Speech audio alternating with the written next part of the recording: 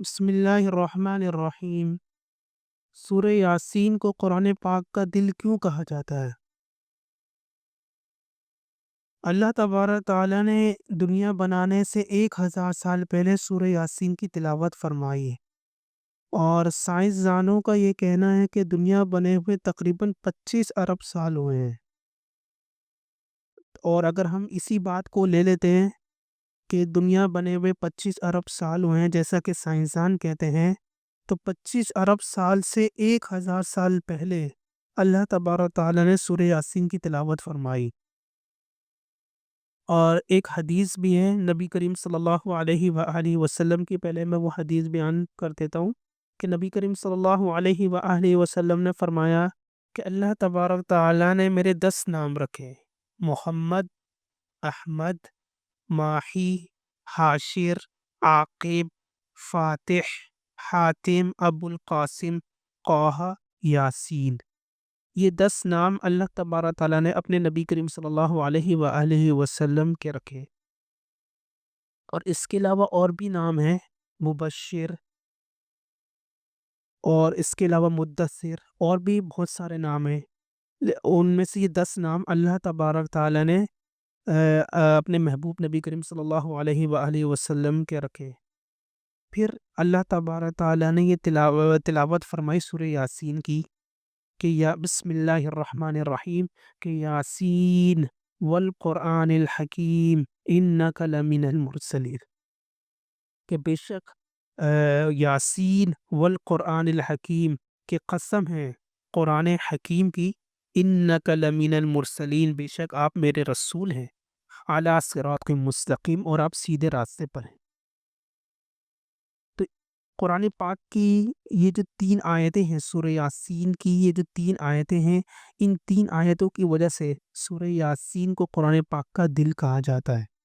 یاسین والقرآن الحکیم انک لمن المرسلین علی صراط مستقیم، اور اس میں انک لمن المرسلین جو آیت ہے، اس میں رسالت کا ذکر ہے، جس کی وجہ سے سورہ یاسین کو قرآن پاک کا دل کہا جاتا ہے، یہ پہلی 3 آیتوں کی وجہ سے۔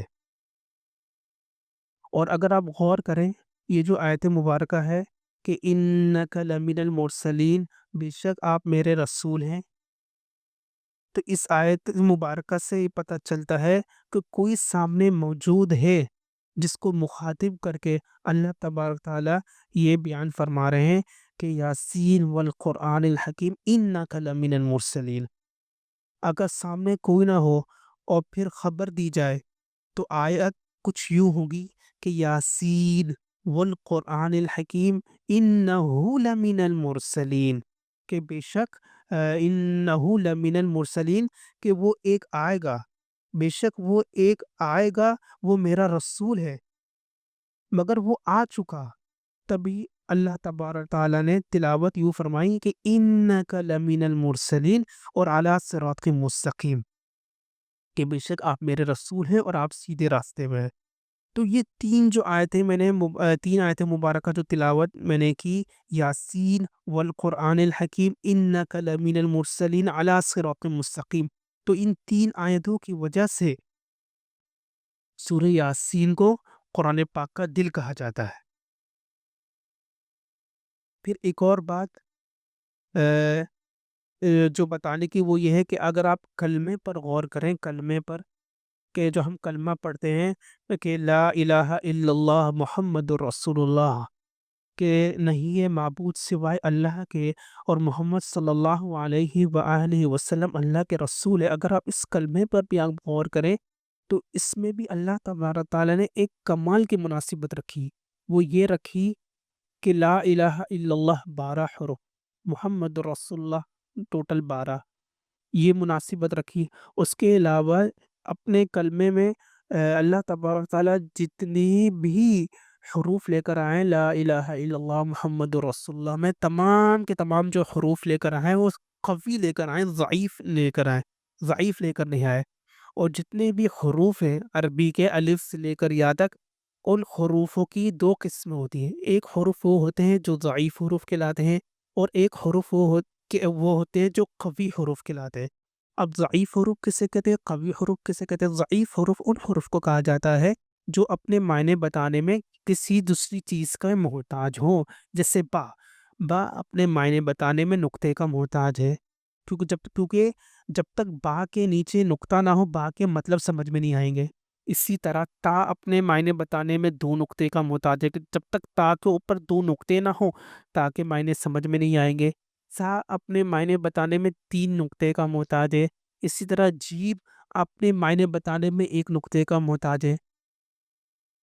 تو یہ تمام کے تمام حروف کون سے حروف ہو گئے جو اپنے معنی بتانے میں نقطے کے محتاج ہے، ضعیف۔ اسی طرح ایک حروف ہوتے ہیں جو قوی ہوتے ہیں، قوی ان حروف کو کہا جاتا ہے جو اپنے معنی بتانے میں کسی دوسرے کے محتاج نہ ہو، جیسے الف۔ الف اپنے معنی بتانے میں کسی کا محتاج نہیں۔ اسی طرح دال اپنے معنی بتانے میں کسی کا محتاج نہیں۔ اسی طرح لام اپنے معنی بتانے میں کسی کا محتاج نہیں۔ اب آپ کلمے پہ غور کریں، کلمہ پڑھیں، بسم اللہ الرحمن الرحیم، لا الہ الا اللہ محمد رسول اللہ۔ اس کلمے میں جتنے بھی حروف لے کر آئے ہیں اللہ تبارک تعالیٰ، تمام کے تمام حروف قوی لے کر آئے، ضعیف حروف لے کر نہیں آئے۔ یعنی اللہ تبارک تعالیٰ نے اپنے کلمے کو تمام ضعیف حروف سے پاک رکھا، یعنی نقطے والے حروف سے پاک رکھا۔ کیوں؟ تاکہ کوئی نقطہ چینی کرنے والا اس میں نقطہ چینی نہ کر سکے۔ اسی وجہ سے اللہ تبارک تعالیٰ نے جو کلمے میں جتنے بھی حروف لے کر آئے وہ تمام کے تمام قوی لے کر آئے۔ تو یہ چند باتیں تھیں جو یہاں بیان کرنا مقصود تھی۔ اللہ تبارک تعالیٰ سے دعا ہے کہ اللہ تبارک تعالیٰ ہمیں قرآن پاک کو پڑھنے اور اس پر عمل کر کے زندگی گزارنے کی توفیق عطا فرمائے۔ وآخر دعوانا الحمد للہ رب العالمین۔